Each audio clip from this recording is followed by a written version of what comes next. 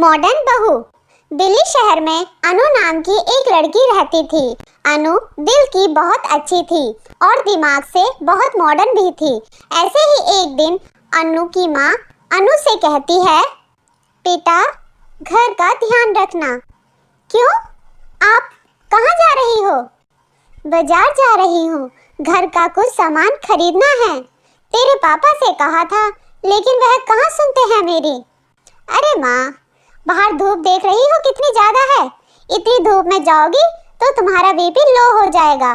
तुम बताओ तुम्हें क्या चाहिए, मैं अभी ऑनलाइन ऑर्डर कर देती हूँ। तो सही है, लोगों ने अगर चलना फिरना छोड़ दिया और यूं ही ऑनियन सामान मंगवाने लगे तो बाहर बाजार लगने ही बंद हो जाएंगे। माँ, ऑनियन नहीं ऑनलाइन। हाँ, जो भी कहते हैं तेरी भाषा में। अनु अपनी माँ का सामान ऑनलाइन ऑर्डर करती है और कुछ ही देर में सारा सामान घर पर आ जाता है। अनु की माँ अनु को बहुत प्यार करती थी। ऐसे ही समय बीतता जाता है।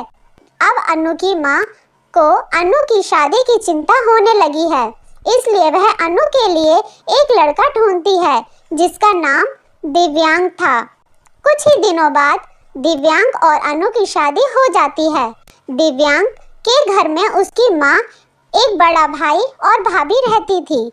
जब अनु शादी करके अपने ससुराल गई तो उसने देखा कि उसकी बड़ी जेठानी ने घूंघट कर रखा है। यह देखकर अनु थोड़ा हैरान हो गई। अपने रूम में जाने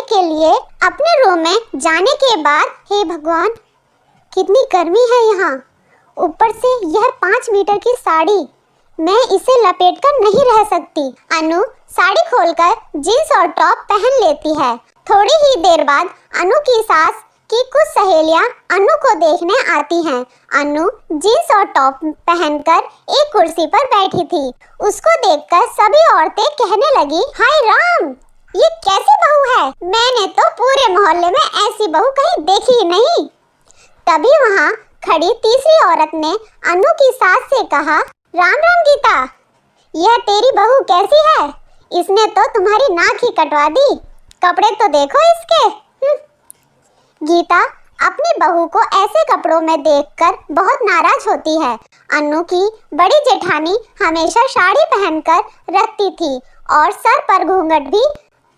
अनु की सास अनु से कहती है, अनु तुम अपनी जेठानी को देखकर कुछ सीख लो, तुमने तो सबके सामने मुझे मुंह दिखाने लायक भी नहीं छोड़ा। अनु दिखने में बहुत ही सुंदर थी। उसके पहनावे को देखकर उसकी जेठानी आरती उससे जलने लगती है। वह उसको सबके सामने नीचे दिखाने की कोशिश करने लगती है। थोड़ी ही देर बाद अनु की सास अनु के पास जाकर बोलती है, बहू सुन, शाम को कुछ लोग आ रहे हैं, तुझे उन सबके लिए खाना बनाना है, बना तो लेगी ना?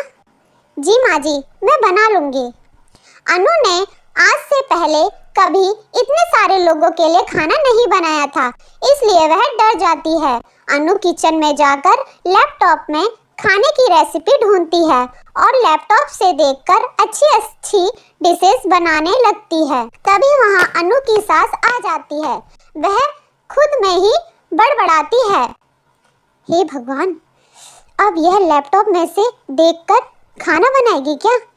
पता नहीं कैसा खाना बनाएगी, कहीं बेइज्जती ना करवा दे। अनु लैपटॉप से देखकर बहुत ही स्वादिष्ट भोजन बनाती है, लेकिन तभी अनु की जेठानी रसोई में आ जाती है और अनु से झूठ बोलती है कि उसे उसकी सास बुला रही है। अनु जैसे ही बाहर जाती है, आरती सारे खाने में बहुत सारा नमक और मिर्च का पाउडर डाल देती है और वहाँ से चली जाती है। थोड़ी देर बाद अनु फिर आती है और सोचती है, खाना तो सारा बन गया, मैं एक बार सासू माँ से टेस्ट करवा देती हूँ, अच्छा बना है कि नहीं। अनु सारी चीजें थोड़ी थोड़ी लेकर अपनी सास के पास जाती है और टेस्ट करने के लिए बोलती है। अनु की सास जैसे ही खाना टेस्ट करती है, उसे खाना बहुत बेकार लगता है और वह अनु पर चिल्ला उठती है, यह कैसा खाना बनाया है? इसमें तो बस मिर्च और नमक ही है। थोड़ी देर में मेहमान आते ही होंगे, मेरी ही गलती थी, मैंने तुझे खाना बनाने के लिए पता नहीं क्यों बोल दिया। ऐसा मत कहिए सासू माँ, मैं अभी कुछ करती हूँ। समय बहुत कम रह गया था और मेहमान आने वाले थे। अनु को समझ में नहीं आ रहा था कि वह क्या करे। उसने तुरंत ही लैपटॉप में सर्च किया कि सब्जी में ज्यादा नमक पड़ जाने पर क्या करें। मिल गया तरीका।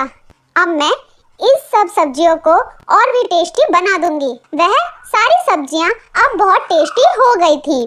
थोड़ी ही देर में सारे मेहमान आ जाते हैं। सारे खाना खाने लगते हैं। खाने की सभी ने बहुत तारीफ की। उस दिन के बाद से रोज ऐसा ही होने लगा। अनु खाना बनाती थी और आरती उसमें बहुत सारा नमक डाल देती थी और अनु की सास अनु को रोज डांटती थी। इसलिए अनु बहुत दुखी रहने लगी। माँ तो कहती थी मुझे ससुराल में सभी बहुत प्यार करेंगे, लेकिन यहाँ तो उल्टा ही है। कितना भी अच्छा काम कर लो, पता नहीं कैसे खराब हो जाता है। एक दिन अचानक अनु की सास के सीने में दर्द होने लगा। उसकी तबीयत बहुत ज्यादा खराब हो गई। घर के सारे मर्द काम पर गए हुए थे। घर में केवल आरती और अनु ही थी।